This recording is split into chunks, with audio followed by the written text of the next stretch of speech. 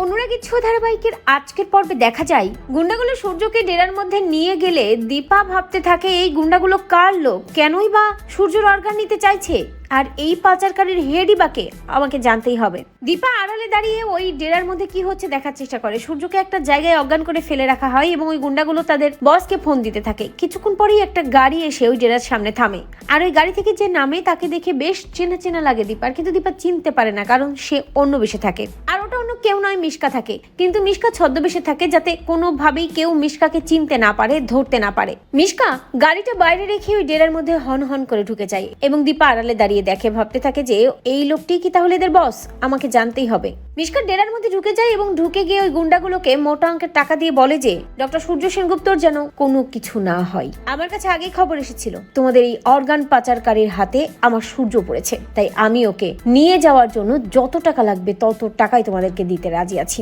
ওর গায়ে যেন একটা টোকাও না লাগে। মিশকার গলার আওয়াজ শুনে চমকে যায় দীপা, বুঝতে পারে কে এটা, এটা মিশকা, এবং মিশকার থেকে মোটা অঙ্কের টাকা নিয়ে ওই লোকগুলো সূর্যকে মিশকার হাতে ছেড়ে দেয়। আর সূর্যকে নিয়ে মিশকা নিজের গাড়িতে ওঠে। তবে ওই গাড়িতে আগের থেকেই উঠে থাকে দীপা, মিশকার কবল থেকে সূর্যকে রক্ষা করার জন্য। তো বন্ধুরা, তোমরা এটি চাও তো যে এইভাবেই যেন মিশকার থেকে সূর্যকে বাঁচাতে পারে দীপা? কমেন্ট করে জানাতে ভুলো না।